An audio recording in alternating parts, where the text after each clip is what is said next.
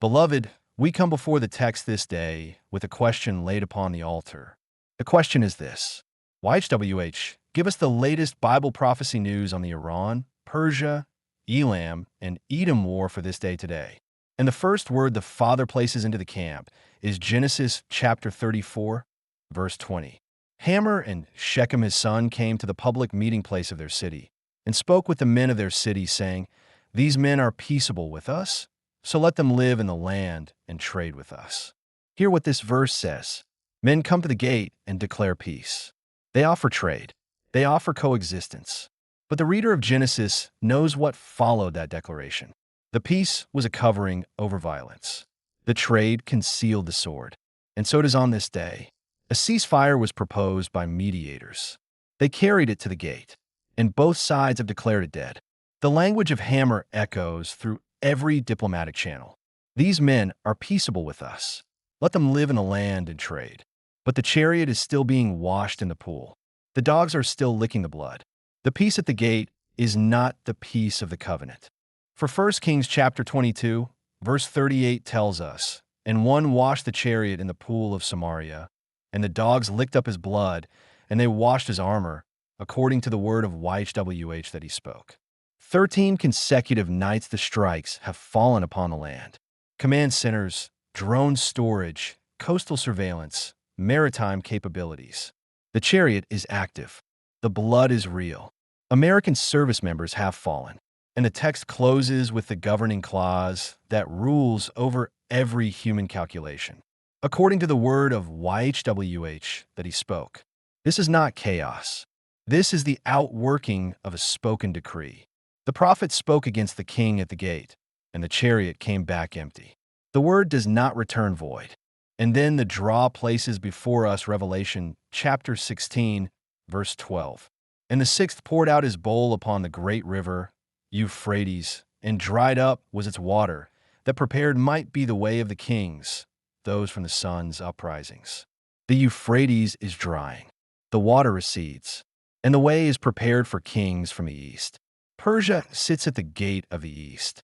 The kings of the sun's uprisings are in motion. China and Russia extend their hand to the eastern power. The Strait of Hormuz, that narrow waterway through which the commerce of nations passes, has been brought nearly to a standstill. 40 vessels where thousands once passed. The water is removed so that the way may be prepared. The text does not say the bowl has been fully poured. It says the way is being prepared.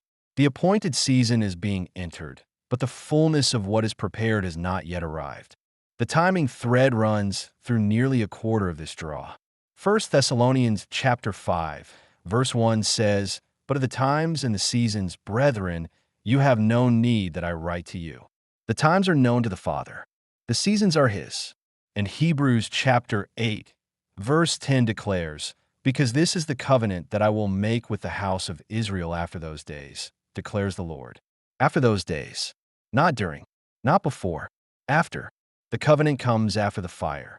The refining precedes the restoration. The appointed season is upon the land, but the covenant-making waits on the other side of the testing. And the priesthood thread, beloved, runs through a full quarter of these 100 verses. Ezekiel chapter 46, verse 4 prescribes the Sabbath offering. 6 lambs without blemish, and a ram without blemish. The prince offers. The Sabbath is kept. The lambs are without blemish. Even as the chariots roll and the missiles fly, the Sabbath offering continues. The consecrated fire on the altar is not quenched by the fire of the battlefield. Psalms chapter 4, verse 5 commands, Slaughter the consecrated sacrifice of covenant faithfulness, and put your covenant trust in YHWH. Not trust in the ceasefire. Not trust in the mediator. Not trust in the chariot. Trust in YHWH. In 1 Chronicles chapter 23, verse 13 reminds us that Aaron was separated to burn priestly incense before YHWH, to minister to him and to bless in his name for the ages. The priesthood is for the ages. It does not pause for the war. 2 Chronicles chapter 20, verse 27 gives us the end of the arc. Then they returned, every man of Judah and Jerusalem and Jehoshaphat in the forefront of them. to go again to Jerusalem with joy, because YHWH had made them to rejoice over their enemies. And hear this well. The enemies Jehoshaphat faced were Moab, Ammon, and Mount Seir, which is Edom, the very nations named in our question. The text says the joy comes, but it is YHWH who makes them rejoice. It is YHWH who fights. The covenant faithful did not lift the sword. They stood, and they watched, and they returned with joy.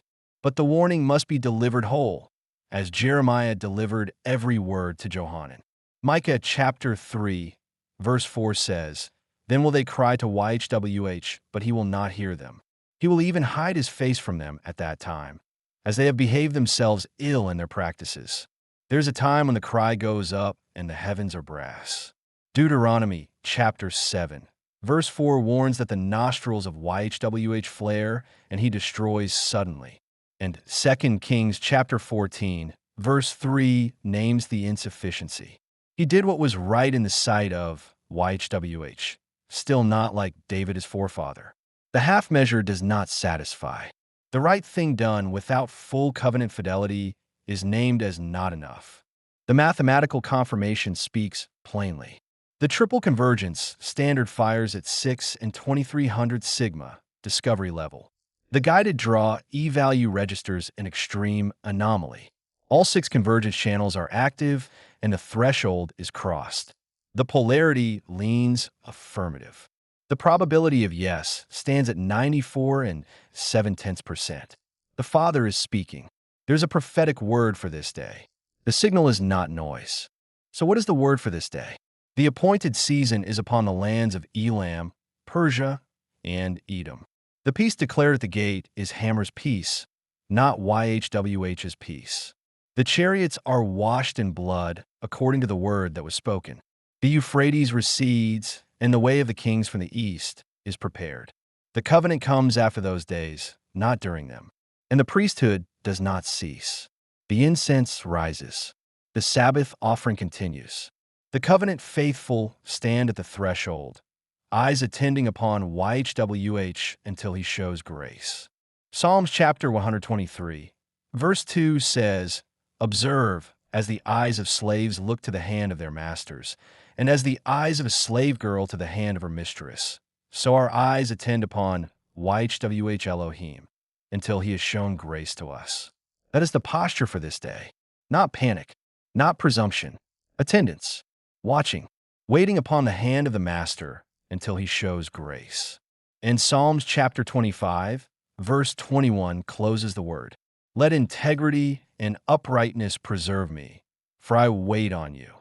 The trajectory bends toward deliverance.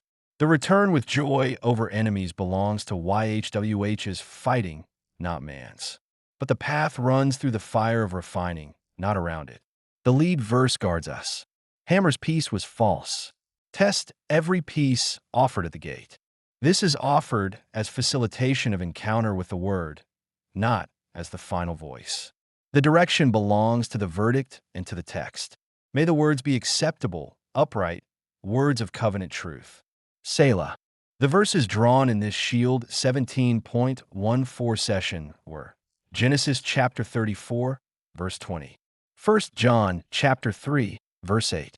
1 Samuel chapter 30, verse 13. Ezekiel chapter 46, verse 4. Psalms chapter 4, verse 5. Genesis chapter 37, verse 10. This concludes today's interpretation under the Shield Protocol.